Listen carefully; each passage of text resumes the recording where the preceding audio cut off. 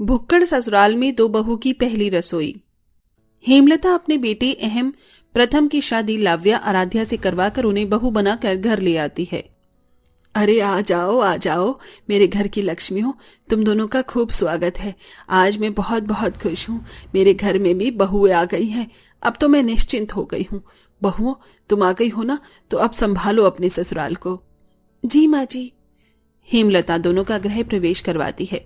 दोनों ने ही घूंघट डाला हुआ होता है। तभी ननंद ज्योति कहती है, भाभी घूंघट हटा लीजिए, अब यहाँ पर सब घर के ही अपने हैं। दोनों बहुएं घूंघट उठाती हैं तो अपने मोटे ताजे ससुराल को देखकर थोड़ी हैरत में पड़ जाती हैं, क्योंकि सब हाथ पैरों से तो पतले पतले थे, मगर सभी का पेट बहुत ज्यादा निकला हुआ था।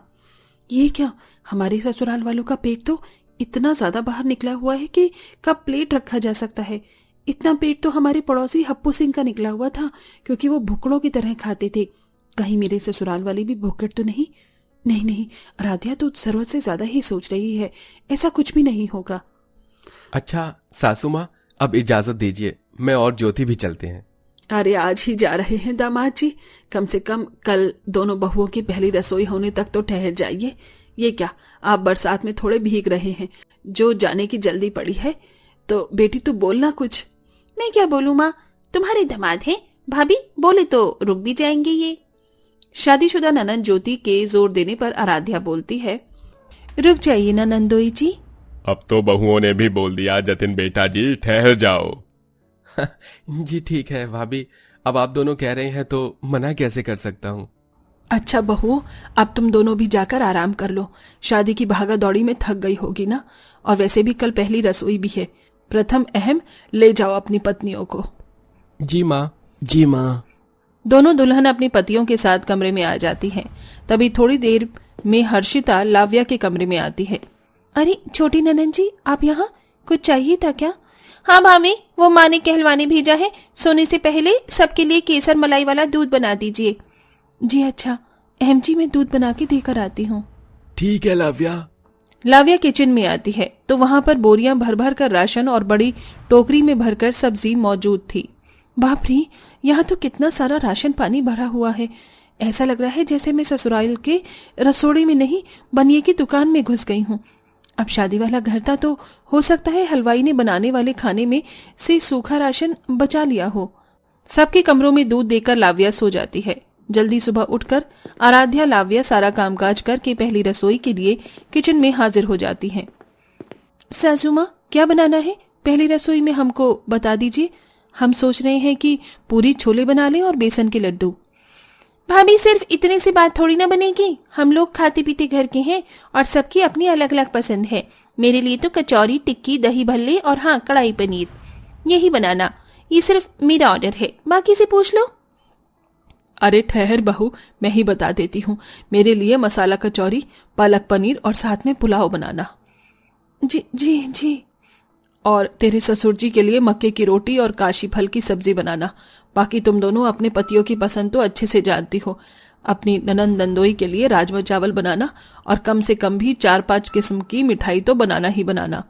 पहली रसोई में इतना सारा ऑर्डर सुनकर दोनों बहुओं को आफत आ जाती है। इतनी वैरायटी तो होटल के मेन्यू में भी नहीं होती है, जितने हमारे भुक्कड़ ससुराल वालों ने हमें बता दिया। आज तो पहली रसोई में हमारी रेल बनने वाली है, पर हम कर भी क्या सकते हैं बहन, बनाना तो पड़ेगा ही। बेचारी दोनों बहुएं खाना बनाना शुरू करती हैं। 1 घंटा बीता नहीं कि भुक्कड़ ससुराल वाले खाने के लिए आवाज मारने लगते हैं। आराध्या, कुछ बन गया हो तो जल्दी से ले आओ, सबको भूख लगी है। तभी प्याज काट रही बहू नंबर 2 किलस कर बोलती है, हाँ 2 मिनट की मैगी है ना, फट से उबला और पेट में रख लिया। 2 घंटा तो सब्जियों में ही काटा पीटी में निकल गया।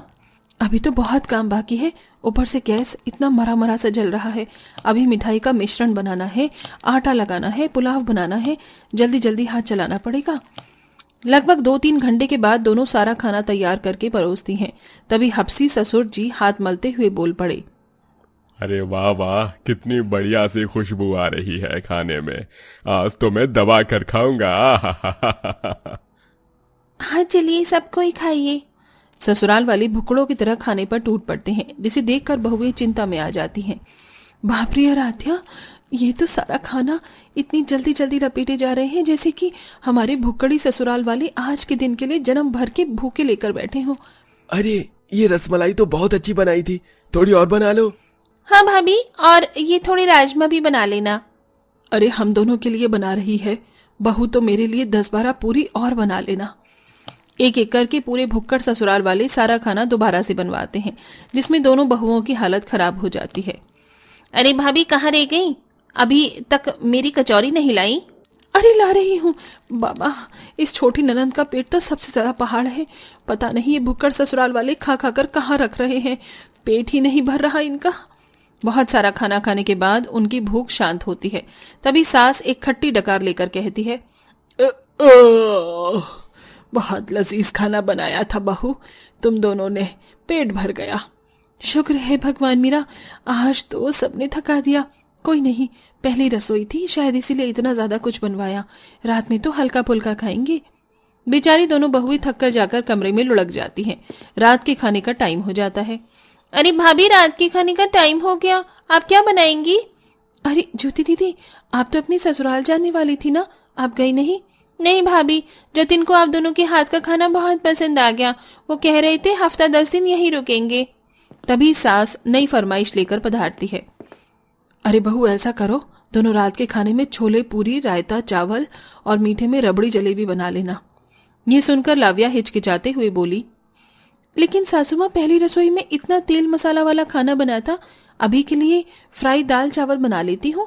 अरे नहीं बहू, हमारा खान पान इतना सादा नहीं, हम खानदानी लोग हैं। जब तक हमारी थाली में 3-4 तरह की सब्जी, रोटी, पुलाव, चावल, मिठाइयाँ ना हो, खाने का मजा नहीं आता। अब जाओ और बनाओ। बेचारी बहुई फिर से किचन में लग जाती हैं। वे दोनों बनाए जा रही थी और उनके ससुराल वाले हपसी की तरह खाए जा रहे थे। इसी तरह लगभग 1 सप्ताह बीत जाता है, मगर एक दिन तो हद ही हो जाती है।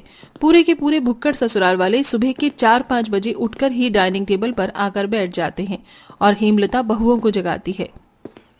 आराध्या बहू, लाव्या बहू, जल्दी से उठ जाओ, सभी को भूख लगी है, उठकर कुछ बना दो, सवेरा भी हो गया है। हे भगवान, इन भूखे नंगे लोगों ने तो सोना भी दुर्भर कर दिया है। एक तो रात को इनको 36 तरह का खाना बनाकर खिलाओ, रात को देर से सो और सुबह जल्दी भी उठो। बड़बड़ाती हुई दोनों बहुएं नहा धोकर किचन में लग जाती हैं, जबकि अड़ोसी पड़ोसी उस टाइम में सो रहे होते हैं। आज क्या खाने की फरमाइश दी है इन चटोरी लोगों ने लाव्या? आलू के पराठे, बूंदी का रायता, चटनी खाएंगे और प्लस में पकौड़े भी खाने हैं सबको। पता नहीं कैसे भुक्कड़ ससुराल में फंस गए हैं। हम तो 24 घंटे में से 18-20 घंटे तो किचन में ही बस खाना ही बनाते रहते हैं। अरे अरे बहू, जल्दी जल्दी खाना बनाओ। बना नहीं कुछ, सबके पेट में चूहे दौड़ रहे हैं। बस बना रहे हैं माँ जी। दिल तो कर रहा है कि सबको जमाल घोटा खिला दूं। दौड़ते रहेंगे गोसल खाने में, जीना मुश्किल कर रखा है। फिर दोनों बहुएं बहुत सारी मात्रा में पराठे, पकौड़े, चटनी, रायता बनाकर परोसती हैं, मगर जैसे ही सब खाते हैं तो सबके कानों से धुआं निकल जाता है। आई माँ, ये क्या आला बला है? अरे बहुओं, ये आलू के पराठे बनाए हैं या मिर्च के? कितना तीखा है, मेरे कान से तो धुआं निकल रहा है। और मेरे तो पूछो मत भाग्यवान, कहाँ कहाँ से धुआं निकल रहा है। हाय हाय, मैं मर गया। ये लीजिए ससुर जी, पानी पीजिए। आप लोग भी पीजिए, हमने तो मिर्ची थोड़ी डाली थी, लगता है वही जरूरत से ज्यादा तीखी थी। कुछ और खाएंगे आप लोग? हम बनाते क्या? मगर पूरा का पूरा ससुराल कान पकड़ लेता है। तभी एक के बाद एक सबके पेट में गुड़गुड़ होने लगती है। सब टॉयलेट के बाहर दौड़ लगाते हैं। अरे प्रीतम भाई, खोल दे दरवाजा, जोर की आई है। अबे रुक जा, ज्यादा जल्दी मत बचा, मुझको हल्का होने दे। अरे मोरी मैया, पेट में इतनी खलबली क्यों मच रही है? लगता है बहू ठीक बोल रही थी, हमको अपच हो गया है। ये पूरे के पूरे ससुराल वालों को एक साथ क्या हो गया? सब टॉयलेट के बाहर नंबर लगा रही है। ये जमाल घोटे का कमाल है। आज के बाद हमारे भुक्कड़ ससुराल वाले लिमिट में खाएंगे।